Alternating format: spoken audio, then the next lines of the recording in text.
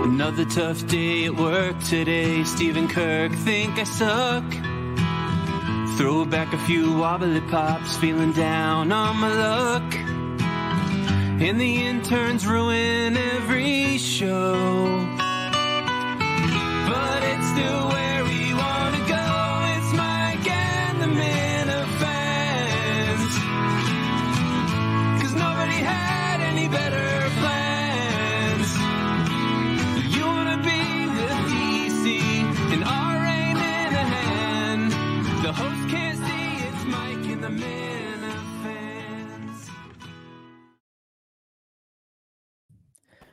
What is up, y'all? Welcome to Mike and the Minifans. I am your host for the night, Fax, and we got a pretty sick panel tonight. Pretty excited. Right away, we got Momma K right here. How's it going, Momma K? It's going. It's going. And then down below me, we got Sig. What's up, man? What's up? And then finally, we got the CEO himself, Hey. John from Scranton. What's up, buddy? Hey, buddy. Hi. I'm turning Sig up. So, we got a pretty exciting show tonight, mostly because it's the precursor to the live show. But the couple episodes that we did get this week were actually pretty good. I enjoyed them. We had Greg Poehler, and then right after that, we had Jared Carabis. So, a pretty good week overall with some unnamed show in there in the mix. The return of a disgraced Minifan. And then finally, we got a lot of live content from the road. So without really going too much further into it, y'all thought we'd go ahead and start with Monday. Greg Poehler. So Greg Poehler came on the show. Great to have him back because I truly think he's entertaining. Because my whole principle on the show is if you can flow with the rest of the cast and kind of get things moving and make jokes, you're a perfect fit. And Greg always seems to do that seamlessly. So I thought he was great. Momma K, you want to talk about how you felt? How was Greg? You like Greg or? I do. I'm a Greg stan. All right. I am. I've always liked him on the show. I've always liked. I mean, when you could hear him, and back in the day, couldn't really hear him very well. But when he's on, he's just I know he's like an actor, and so there's a comfort level with just being there. I don't think he's intimidated by Kirk and all that stuff. So there's just an easiness about him, and he's funny. I think he's funny, and I think he jives well with Kirk's sense of humor, and he clearly listens to the show, so he's in on all the stories. He participated in the basketball. I mean, I'm a fan. Yeah, I thought it was a great show. I enjoyed it a lot. Oh yeah, I mean it's always nice to have somebody come on who actually integrates himself with the whole Minifandom, because then all of us who sit on the sidelines or sit behind the scenes and watch kind of almost feel like, oh, yeah, okay, well, he likes the show just like we do. He's a nerd about the Kirk Minihane Show just like we all are. So that's nice to see that, like, people can come on from baseball analysts to dudes who write and act in movies and talk about Kirk's show and Kirk Minihane Network shows. So that's pretty funny. Sig, what about you? You like Greg? Yeah, I love Greg. I think he's just perfect for the show. He gets the humor, has good comedic timing. He's a pro, so that helps a lot. But I think he's just like one of us. The way he just kind of gushes about the little intricacies, of the show. I don't know. That's why I think we all like it, too. Oh yeah, definitely makes me feel a lot less guilty for diving into the lore that is a Barstool Sports former Boston radio show host talking about bullshit for like 2 to 3 hours a day. I feel a lot less weird because I'm like, all right, cool. Oh, Normal we're people. all weird. There ain't no doubt about that. I mean, true that. I think we're monsters. Isn't that what John called us? That's right. Monsters. John, I'm assuming you love Mr. Poehler as well? I love Polar. The story about his kid and swimming made me want to punch him in the throat, though. Like, he's just like, I have a lake house. My kid's a good swimmer. Yeah. And he just, I don't know. That made me want to punch him in the throat. I love Polar, though. Like, I think he's great with Kirk. I think it's great that he's like just on the edge of being successful on his own. But like, his sister's Amy Polar. Yeah, right. That's his claim to fame. I love just seeing like that constant battle of like trying to be better than Michael Jordan. So I will always enjoy him on the show, but yeah, sometimes you can't hear him, or he's too quiet, or his mouth makes weird noises. But I'm a Greg Polar fan. Yeah, I'll agree with you on that one. I mean, the swimming story was just like, all right, It's just I want to yeah, we get it. yeah. Oh, I live in Switzerland or whatever. Listen, what you want him to not share stories? He's a rich I want him guy to not living share in stories another about country. his He's got a Momma big K. house. I don't want to know about how good his fucking life is. That's all. All right. Well, that's a you problem, I think. Just saying. Oh yeah, absolutely. Hand up. Yeah, for sure. I think Sig could diagnose that, right? That's a Yes, you problem. Greg's a great guy. He's such No, a nice he's guy. like perfect, and he has money. And like, Yeah. Yeah, he's so lit. jealous. I think. Yeah, I'm so jealous of the guy. I wish my sisters stink compared to Amy Polar. That is true. There you go. And they're great, but they're not Amy Polar. They didn't make Inside Out 1 or 2. Right. Yeah, I haven't seen number 2 yet. I still gotta. Oh, that's Get good. into that You should one. take your kid to it. I want to, but I also want him to like sit still in the theater. So Yeah, but you just let him fidget on your lap because they have the recliners now. He's a kid. That's right. Yeah, so then it's big enough. I missed Yeah. the whole Inside Out. My kids were too old. Yeah, at that I point. didn't- I I stopped didn't going get- to that shit when I was. It's actually pretty good though. Like he's That's like what I heard. my in-laws brought my kid, and we talked about how like he learned a little bit more about anxiety. My father-in-law. It was He did. funny. We need There to you go. the movie. Inside Out. Yeah. yeah, Inside Out 2. I think. No, you they got, use a like whole emotion. neurologists. and Family shit. was they've revolutionized the family. I mean, I didn't relate to the first one because I was never a 15-year-old girl or a girl going through puberty, so I couldn't really empathize with the character. But like, it's still a cute movie, you know. One I of like these it. weeks we're gonna make Patrick Cawley happy. One of these weeks. Yeah, I don't know. I think it's just about persistence That's right, buddy. bothering him. That's right, buddy. And I mean, on top of movies and Polars, Greg later talked about how he was actually writing one. Yeah. Yeah. And That was an interesting idea. I kind of liked it. Loved Like it. I never thought of a job like that. Like you remember when Kirk did the director of the fireplace videos? It's Oh, sort yeah. of in that vein with the like talkers. You know, like they have a different actor for each voice for that character or actor. Yeah. I thought it was pretty cool. And he said it was Scarlett Johansson, right? Yeah. That he was like writing the movie for. That's who is supposed to be in the movie. Well, he said it could be anybody, but that's the. He probably got it because Amy worked with her brother at or her husband at SNL. Because I think Scarlett's married to Colin Jost. Yeah, she Yep. is. Yeah. Yep. Colin That's right. Jost is the host of some type of Jeopardy now or something like that. They were saying. He's Oh, really? also on Impractical Jokers a lot. Is he? Too. Yeah. Yeah. I never. Well, I never his really. brother liked- is like the host of something. Where a lot of inside Hollywood talk here. Oh my Yeah. God. Yeah. Oh my Right. god. All right. Yeah. Well, you know, you're hanging out with bigwigs like Greg That's Polar. right. Yeah. Yeah. That's when the big Right. talk comes out. You know. Yeah. Big boys show up. Well, I mean, to not derail us from Hollywood talk, let's get into more Hollywood talk. Okay. Chris Clemer and Coleman. Good one. Fact. So Clemer decided to jump in and almost double down on this Coleman thing that Kirk had already should have said from the beginning, but now Clemer was very much involved because everybody wanted to be involved. I'm going to be honest. I genuinely thought that it was just going to be Coleman's week of leaving and everyone was going to talk about it. And then I was really hoping that once Monday came around, it would be just gone to the wind and forgotten. But alas, that did not happen because other Barstool personalities had to stick their nose and give their 2 cents. Yeah. They're invested. Facts. Yeah, I know. Momma K, yeah, please go. I want to hear your perspective on this because mine is not positive in any way. So, but I'm sure. On what specifically on the Coleman Clemer fight? What are we talking Yeah, about? specifically that one, because I want to see, do you think that, I mean, after Coleman was gone, really in general, do you think it's just should have been nixed or Clemer coming in? What is his angle when Clemer did come in? What is he trying to accomplish? All right. So right up front, I kind of missed a lot of the action online a little bit. I was out of town, so I was trying to keep up, but I kind of was catching bits and pieces of it.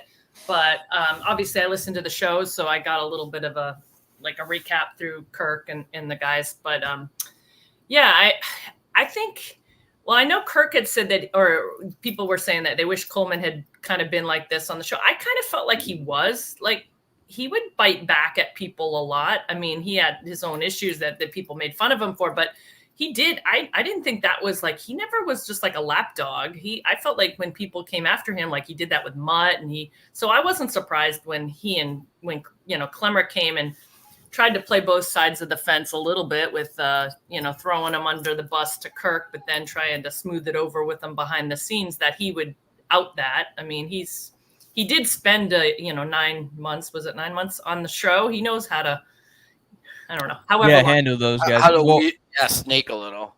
Yeah, I mean, I guess to conclude your thoughts then, in your eyes, is like Coleman the one who won that fight? Or yeah, I feel like Coleman won that just because, I mean, I don't have a problem with Clemer going after him. I mean, I think it's a little weird that he was going after him with After post-mortem. Yeah. And then like saying, oh yeah, like, why didn't he just say, hey, Coleman, by the way, I ratted you out. But yeah, Coleman has every right to go back at him. I mean, oh yeah, I don't have a problem with that. It's just Coleman stinks at going back at people. There's artists of being trolling back and forth. Coleman's just bad at it, and that's what I think pisses everybody off. And he's not a real troll. And he also picks and chooses. He picks and chooses when to have a spine. It's just kind of like he does have one, but yeah, no, I think he has a spine. Like he fights back for himself, but he's just bad at it. He's just bad at it. I mean, I think down deep he doesn't have a troll heart or anything like that. So neither. He's not a sociopath or anything. I agree with that, but the show probably hardened him a little. Oh, definitely. Oh, absolutely. That's what I mean. He's in the fucking Fonz League football league, tournament, whatever thing now with all those fucking guys. So if anything, it's definitely hardened him. Is he in the troll chat yet? Oh, I'm sure. He is, but he doesn't talk in it. Guys. Yeah. Good for him. He's just taking notes. Yeah, I'm pretty sure he's just kind of like building his cases against everybody. Coleman he'll go, like Fax said, you thought they weren't going to talk about him this week, but now he'll go into that, no one will talk about it for a little while, and then he'll be beloved. So it's like he's on the rise now. Coleman, bye on Coleman right now, I guess. Well, yeah, and I think it's because he didn't go out fighting Kirk. He just went out fighting people he was just like, all right, thanks, Kirk, I'm done. And then he fought, Jeff D'Lo, a little bit of Justin, and then Clemer. So it kind of goes in his favor a little bit, because those are three people that are sometimes, or most of the time at least, split down the middle of love or hate. So, except for probably Justin. Justin's lovely. I love him. But no, Justin is loyal to one thing. Justin's the man. Justin's pure. He's Hodor. He is Hodor. Dobby, but more in the sense of Jeff D'Lo and Clemer. I think more people have that 50-50 split. There's going to be a lot of people who love him. There's going to be a lot of people who just absolutely. There's one person that's devoted to the show that much, and it's Justin. It's like he is a soldier for the show. KGB agent. He started as an intern, like at any other job, and worked his way up. And look at him now. Yeah. Look at me. I'm working my way trying to work down to this job, and I can't even do it. It's the location, though. And the rain. Yeah, and the rain. Justin is a ditch digger. That's right. Justin's a ditch digger. Who said that? Don't say that, Sneak. Yeah, let's look at the comments. What do we got? Because they're horrible tonight.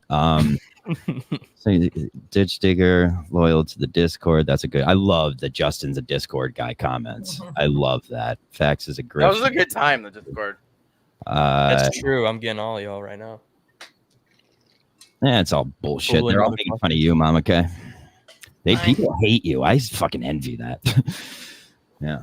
For dedication. Yeah. They do. I don't know. I don't go after anybody. They come after me. It's I fine. think Bring it on. the best one is Luke's, and it's where do I donate to make Momma K's vibrator go off? That's a good one.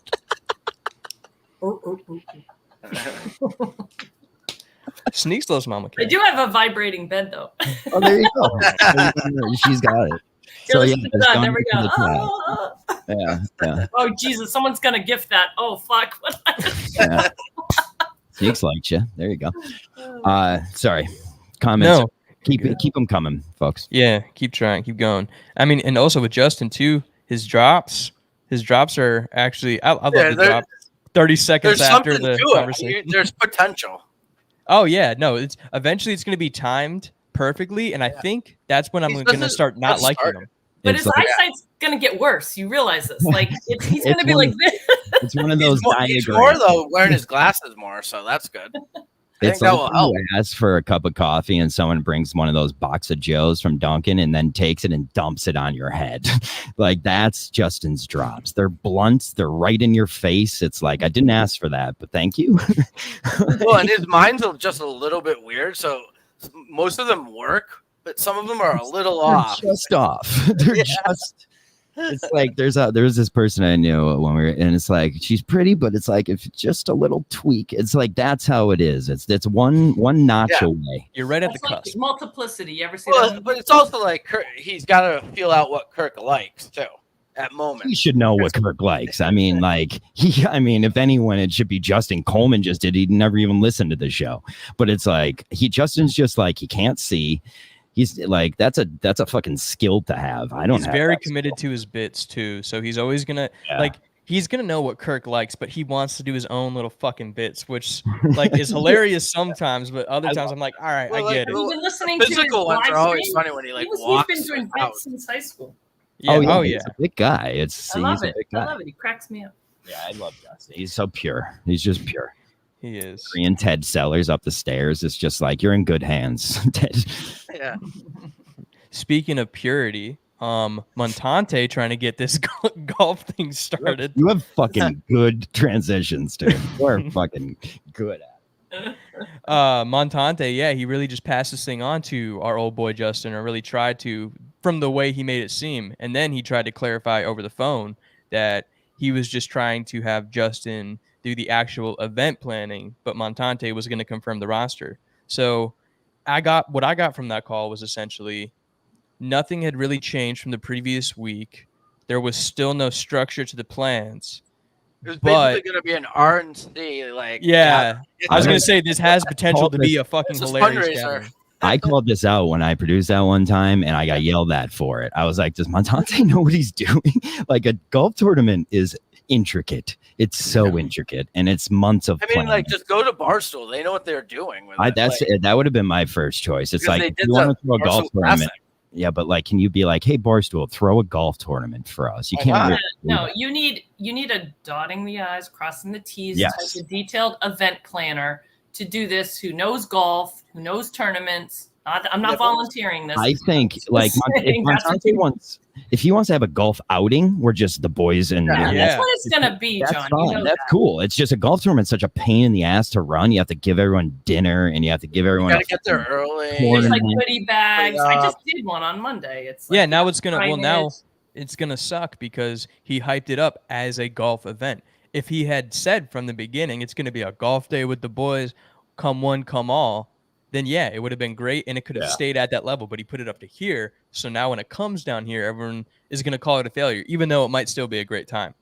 Yeah. So he kind of fucked himself on that one, but I don't know. He might bounce back. We'll see. The calls are also always very entertaining when it's just every single time.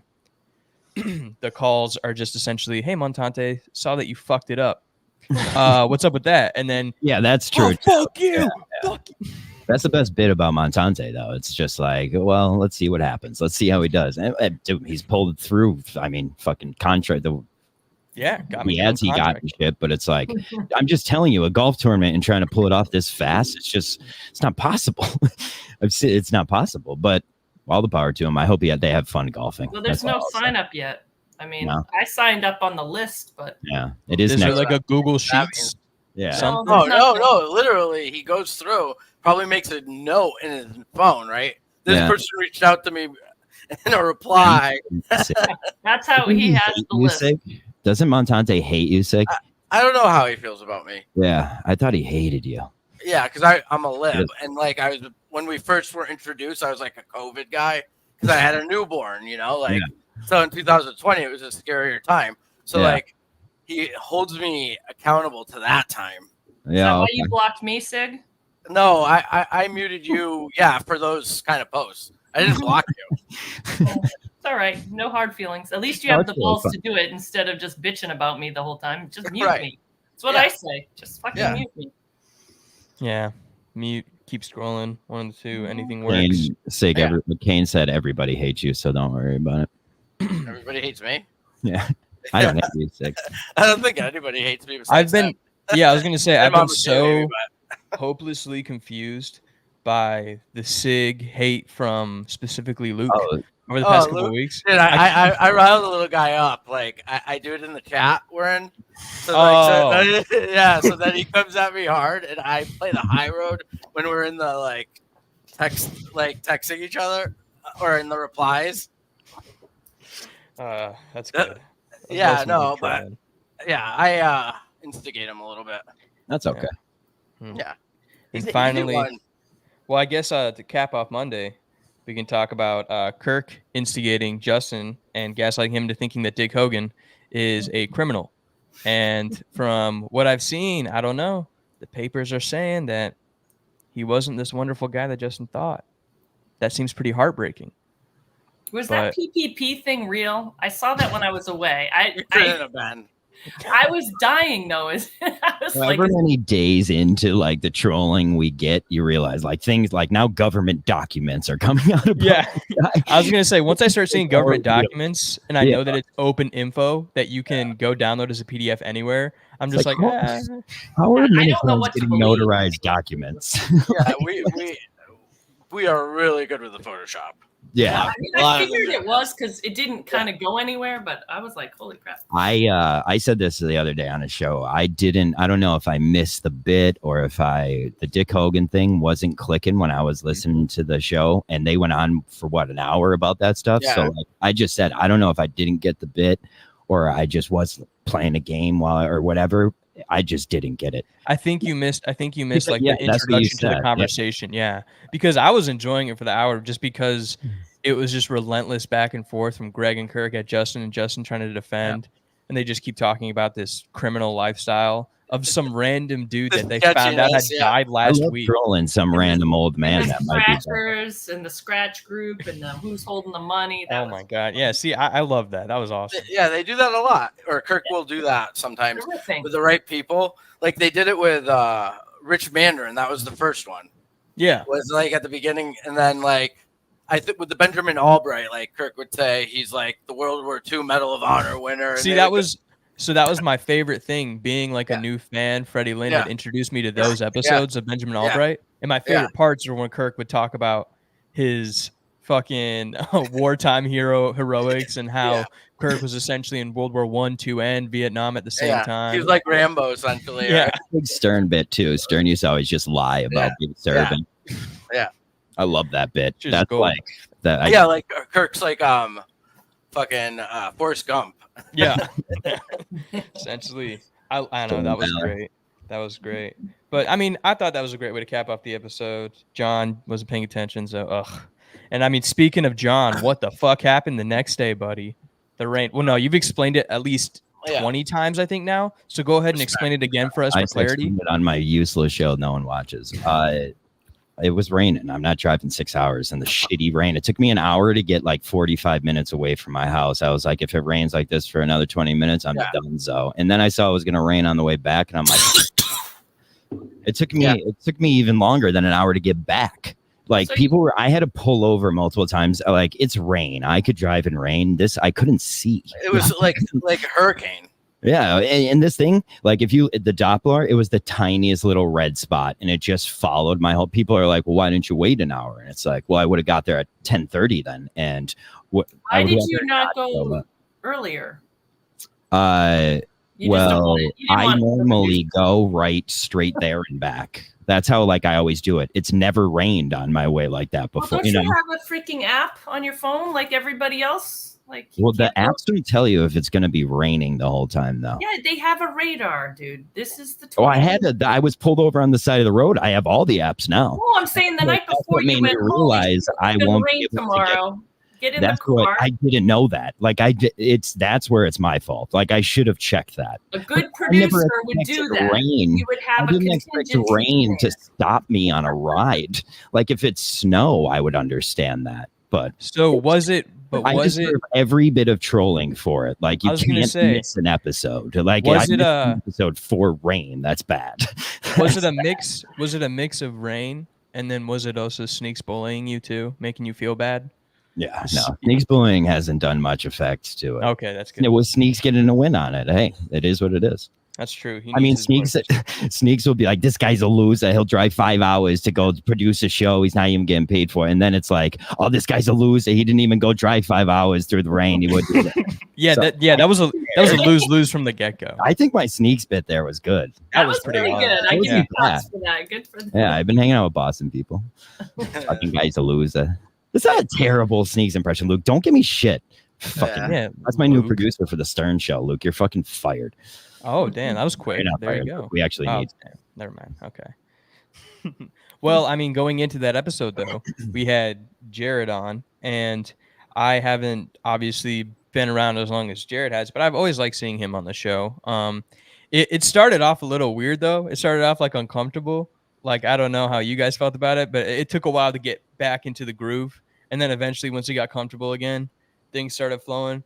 But right away, it was just like, you know, the whole thing. Why are you wearing slides? It was so weird when I just thought it's when Gus goes, yeah, remember we said that we were gonna do a bus.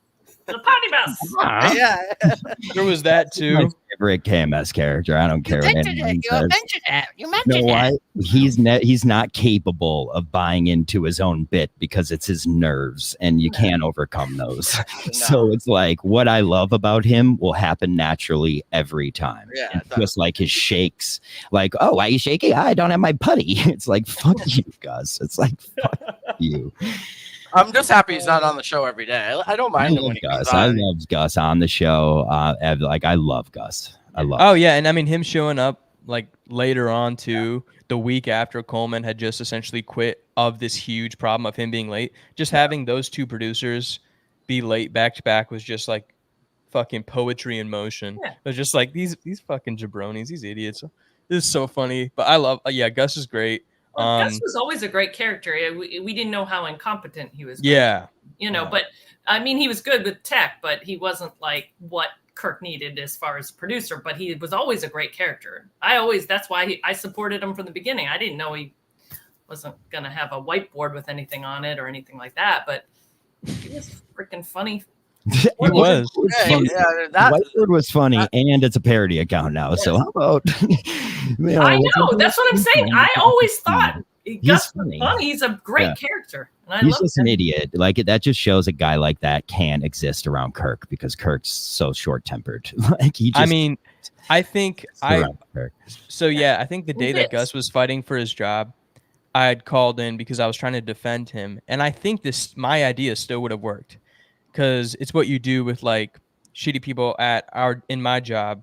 You just make them report everything that they're doing, kind of like how Mincy had to do with Dave and Dan, but the same shit where Gus has to report. All right, this is done, Coleman. This is done. This is done. Because if you want to be on Gus's ass, he just needed like no shit direction. It's like this is never going to be the idea person. This comment's a good, but like Gus really isn't very good with tech. He's okay with tech. He knows what he's doing, and it's like that's another thing. Like he should have been more reliable for the tech stuff, and it's like Gus kind of knows. Like, what he's doing. Everybody was bitching as soon as he left. Coleman, with the tech, the YouTube going down, the stream not sounding good, and it was all of a sudden, Gus is the mastermind behind the tech.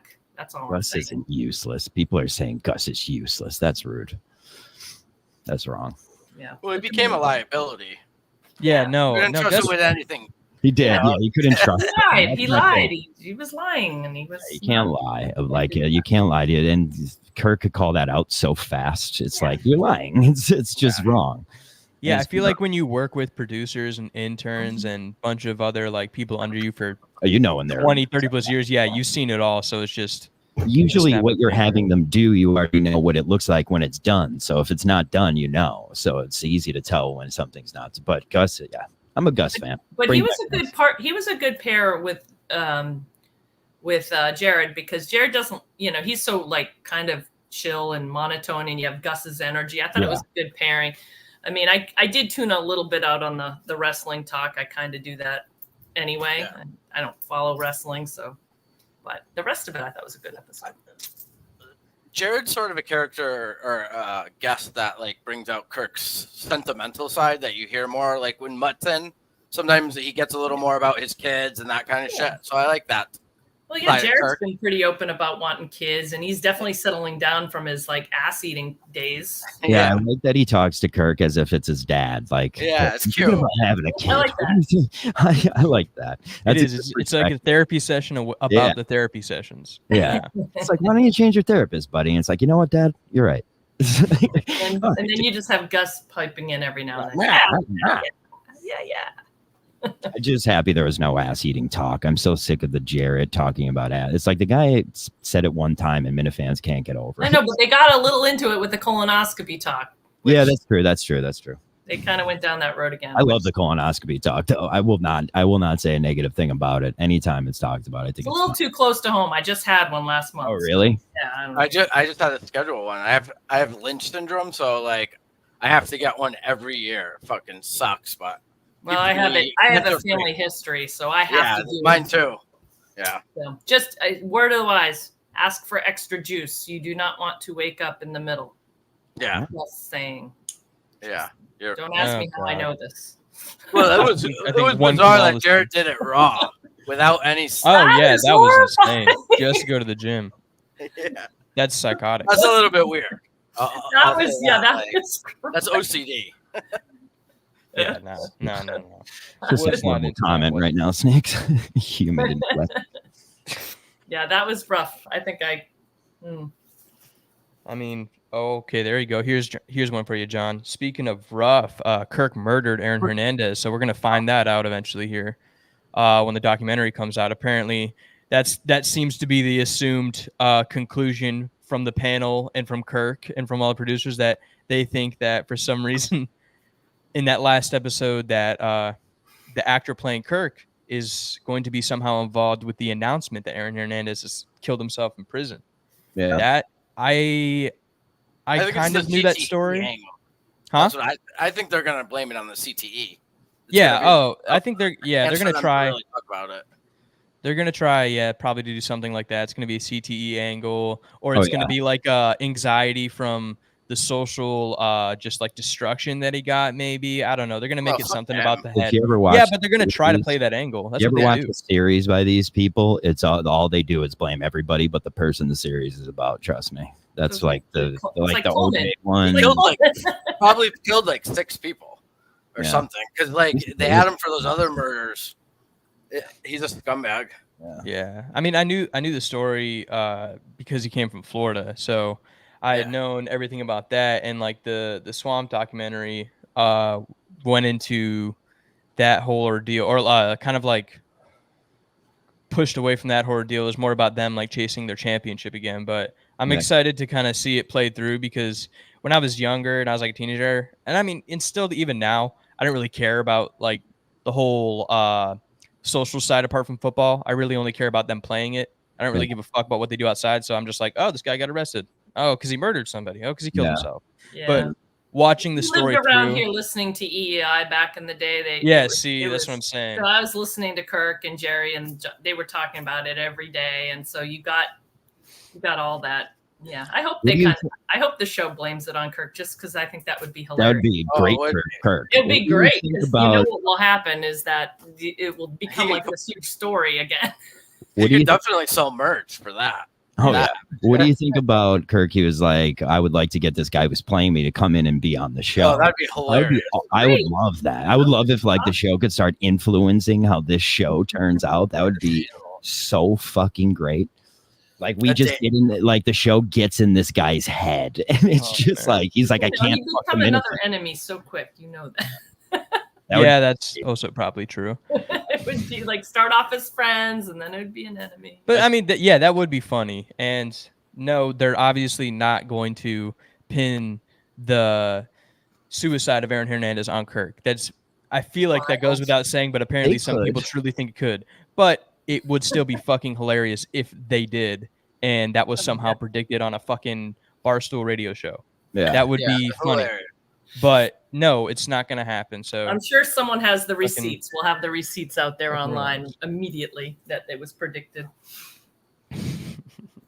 But other than that, I mean, the last thing I got from that show is that we're going to see Kirk and Jared on Jared's show this time. That should be interesting because one thing I did like, jumping kind of like double teaming on this too, with the 90s game and the baseball talk, you kind of got to see, I was like hearing people talk about sports and you get to see Kirk's like half autistic side talking about stats and shit.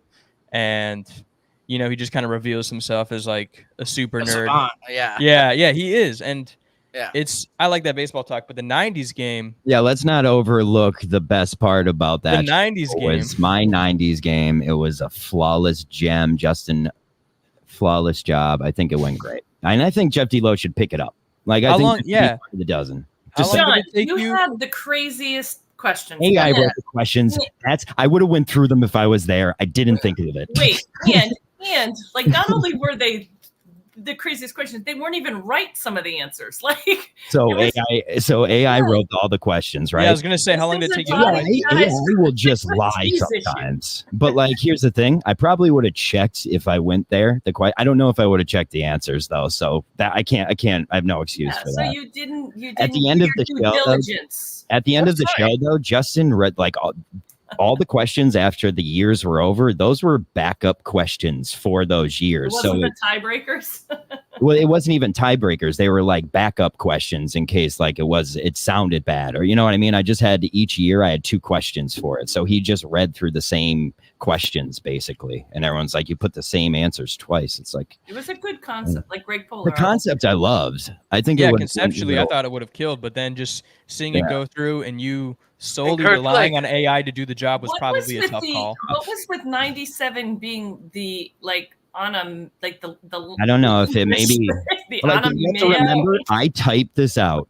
Oh, the spelling bee? I typed this out before I started driving. Yes. I thought of this in my head at 2:30 a.m.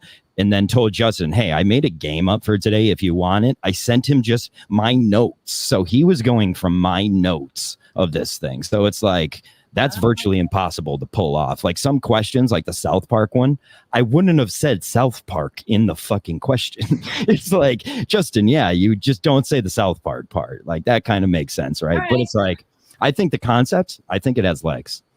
I'm just saying, it has legs. Concept has legs. It's just yearly questions. Bad, bad. I think that that word from the 97, I think that was like the winning word. That was the winning word of the that year. Okay, so that's how it relates, because that's what no one seemed to know is why the hell is this in 97? Yeah, and how would Justin know that? You know what I mean? It's like I gave him my notes. It doesn't say winning word of the spelling bee there, but Justin was like, I don't know. Okay, well, that makes more sense. And he can't pronounce the word. That was tough. Like I had a sound clip of the words in case they asked it, but I had a definition and it in a sentence there for him. I think that was a lot. Yeah. I mean, eventually you got to like fight through it somehow. When I'm on the game show channel and you guys are sitting at your houses watching my show, King of the Decades, we'll fucking see. We'll see you motherfuckers. King of the Decades. There you go. I mean, congratulations to Kirk for winning. Yeah. King of the 90s, Kirk Minihane. 90s. That's a title and a half. See what I mean? Well, from that beautiful note, we'll just move on to Thursday for the Unnamed show. Started off pretty hot because of what had happened the previous day. So for everybody who's living under a rock, Dave was trying to get the down low on Tim Waltz's military service and trying to see how legit it was. And he went to his resident military expert, Uncle Chaps, and Chaps confirmed the records. And Kirk had mentioned how it was very interesting that we were questioning military records of somebody, but it was okay. You know, the pot calling the kettle black, and that's how it started. It started off real hot. The way I saw it, I saw the point that Kirk was trying to make, but I feel like every single Minifan who watched that probably saw the point that Kirk was trying to make because they had either lived through that while it was going on, or like me, had gone back and listened to it and understood why it was kind of fucked up, the whole situation in general. But I'm interested. Sig, what do you think about that conversation? I don't know if you did watch, but if you did, what about how legit do you think Kirk's claims were, or Dave's argument, which wasn't really an argument, it was just yelling? Yeah. So I think Kirk was right, and I don't think he would have got. I think he didn't think he was going to get as mad as he got. Like, he brought it up like as a side sort of thing, like they usually do. They kind of bust each other, and Dave was like unapologetic that it wasn't like, no, you're wrong. Like, instead of saying, "Oh, bullshit, Minihane," like they sometimes do, you know, like to start the show and they don't have anything to talk about, and then Dave is pretty stubborn, so he wouldn't back down, and Kirk lost it because of that. They're both like the same. Yeah, and I think Kirk's problem as to like why he got mad was Dave did not understand that Kirk was trying to harp on the principle. He wasn't harping on who it was or what we were talking about. He was harping on the principle of the whole thing. Well, and the seriousness to Kirk, because almost got him fired. Yeah. A month after he started. Like, he was going to walk if they fired Steve Robinson. So that's a pretty serious thing to Kirk, you know, I would imagine. So, like, for Dave to try to, like, what is that all about? Who cares about that? You know, just felt like it was.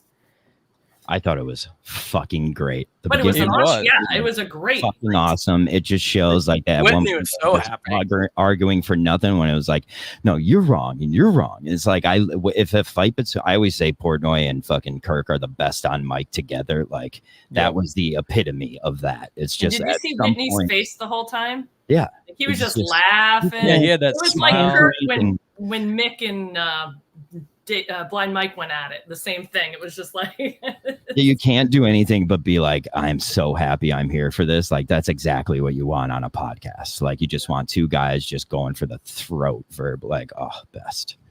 It was great. Yeah, I mean, I thought it was a ridiculous concept. It was planned and scripted. Planned, scripted. Yeah, well, that's just because I don't know. They're probably not very good at natural conversation or show emotions. Kind of like you're better at typing a comment than you are at talking to a person. So a lot of people are saying that the Unnamed show is going to end soon and that it has no legs. Sneaks is just doing that because he saw the last. Not just Sneaks. Sneaks. No, Sneaks loves me. I don't get by Sneaks says. I know Sneaks loves me. But what do you think about the Unnamed? Like, they had no ads this week. Do you think it still has legs, or I don't know why they would end that show? It does. Well, it's like a shitty time of the year, too. Yeah, and Whit's right. It should be like once a month. Like when it gets slow like this, just go once a month, and then just kind of like I mean, you kind of pick up and play catch up. Yeah, you don't got to push it once a week because I feel like they feel almost obligated to do it, and that's when the show starts getting shitty. Once you feel obligated to do it week by week, versus like once shit pops off, all of a sudden, boom, the three boys are coming in and shooting the shit together. That's when it gets good. I would rather them make it when something happened, like even at a slow time, when something big happens, they just are like, all right, let's get together, do a show. You know, that too. Even that, I don't know if that's on demand. It's not sustainable though, because at any point they could be like, I don't know about it, but I agree with that. Sometimes there's just nothing to talk about. If there's no Barstool News, what the fuck did they say? Like, what's... Yeah, you can only talk about so much because they each have their own like respective shows / accounts and where they discuss these things. I was surprised they didn't bring up. I mean, they started off with that fight, but I'm surprised that the North Dakota trip didn't come up at all. Because, I mean, it's kind of unique that Kirk was he was halfway. He was in Chicago, driving across country. They don't have, it's just them. So like right when it gets to the end of the show, they're like, you guys have anything? And all of them are just they want to just go do whatever the hell else they're doing. So they all just say no. And it's like, you kind of need somebody that, like a producer that would say something there, but they don't do that. So that's kind of just what we have to deal with. Yeah. I mean, you can only go through so many talking points before. Yeah. You just are like, all right. That's the best way. Yeah. I mean, and you need people to push the envelope a little bit, just kind of be like, hey, this is actually interesting, no, talk about it. Like, and someone's like, oh, I don't care. Well, and they're like, well, everyone else who's watching your show right now fucking cares. So well, the Abel brothers something to talk about. Took that whole episode like oh yeah. Right off the actually that's a great point, Momma K. I forgot about episode was brilliant until that happened. And then they're like, where are you going? I can't even do that impression, but it's like, what are you guys taught? Those guys stink. I can't even hear that guy's voice. Like it's yeah, Dave, where should like it's like, what are you from? Where are you? Ugh. Yeah, I'm not gonna watch probably a second of Rough and Rowdy, but I hope they get knocked out. Yeah. That Mikey or whoever the fuck is fighting him, he's a beast, dude. You see that fight? He beat the shit out of that guy. So I kept seeing that video pop up and I never watched it, and then I finally watched it last night and I was like, oh goddamn. He took that boy to Mikey, the that's Steve from Gloucester. Sorry, I tried to transition like you. Oh yeah, and I mean, resident expert, I said before the show, Sig, I wanted you to talk about this because I didn't watch a fucking second of it because I mean, I personally don't give a fuck about the guy, but guy. What? Sig, go ahead. Yeah, talk about the show, man. So Yeah, Steve's just the most delusional guy. Like when he does those one-on-one shows, he makes these points like that don't make any sense. He just harps on any word Kirk says and like blows it up. So basically what he was trying to say, he said 10 times, I'm not allowed on the show anymore, I'm banned, and was just really harping on Coleman being fired was Kirk's fault. That's the whole episode's about. Like hot take. Yeah, exactly. Oh, okay. Yeah. But like the whole show, I think that was Kane's thing. Now Kane, I was gonna say Kane's thing, and Kane started by stealing his thing. Are they the same person? I don't know what's going on. Can't just everyone exist? Why do we always have to be like this guy's done? Well, because Steve has probably some mental illness, personality shit.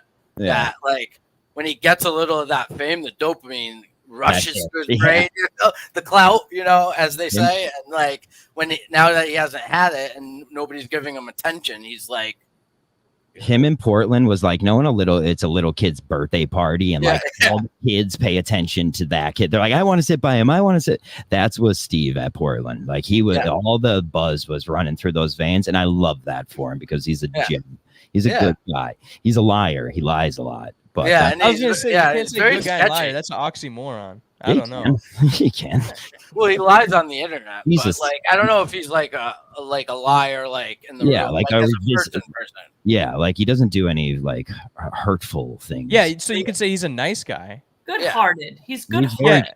He's a good-hearted. He is crazy though. I'll say that. Well, no, because he criticizes behind his screen, and then when he goes in, he's spineless about it. So that's kind of like my thing is like. If you do have something to say, just please say it because it just makes it so much easier. But when you come on the show, he started digging his own grave when he wasn't backing up what he said before. Yeah. And so it was kind of like his own personal downfall.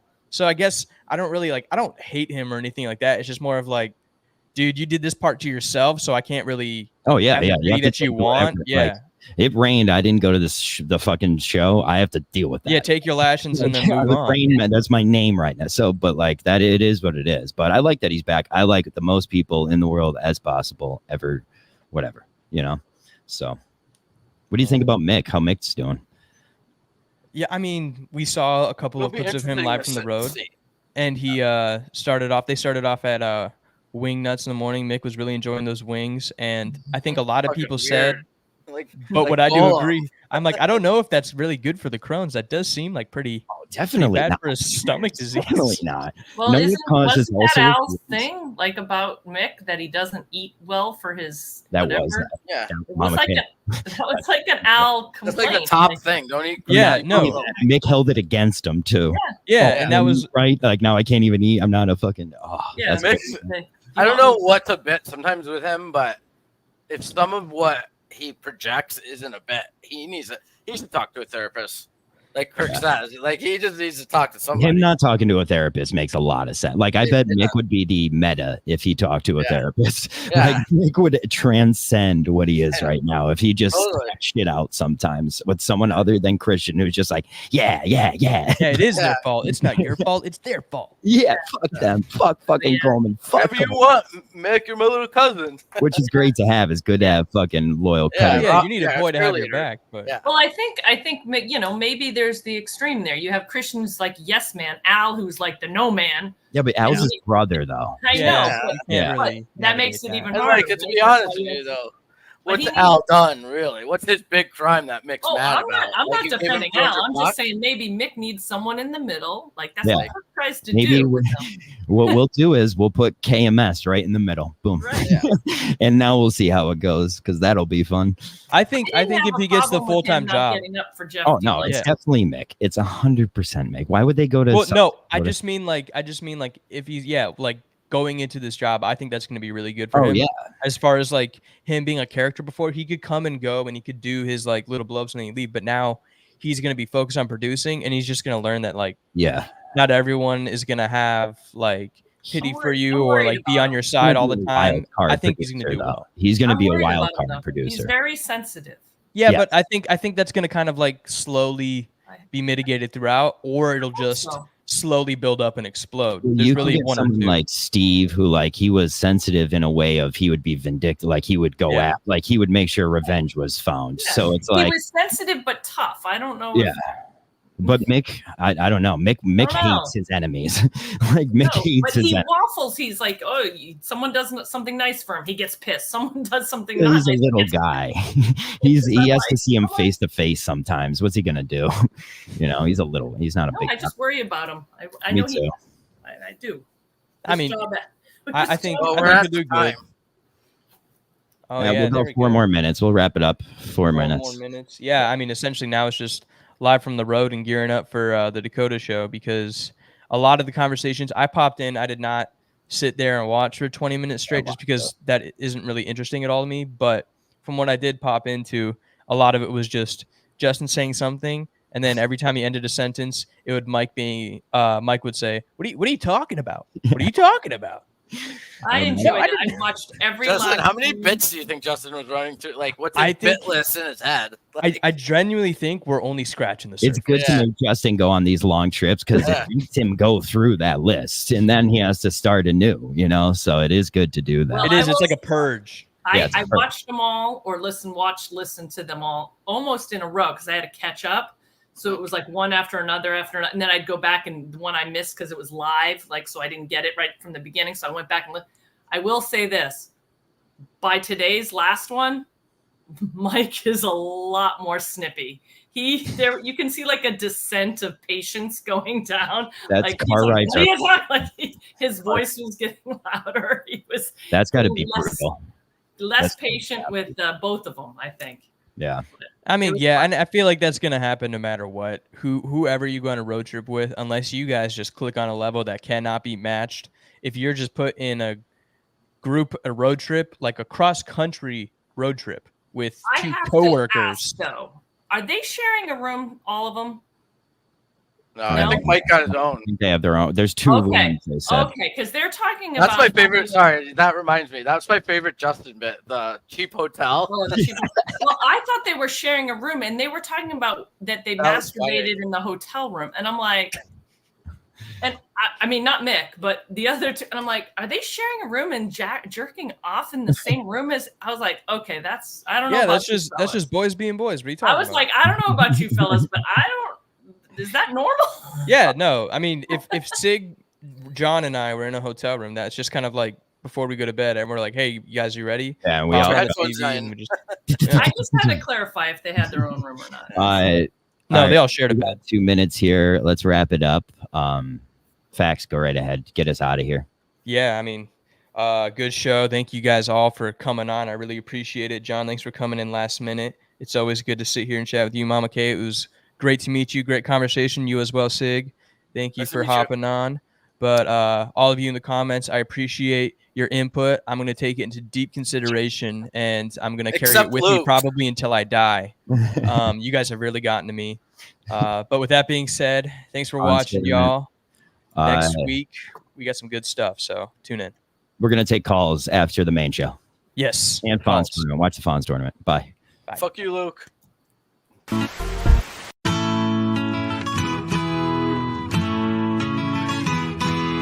Another tough day at work today. Steve and Kirk think I suck. Throw back a few wobbly pops, feeling down on my luck. And the interns ruin every show, but it's still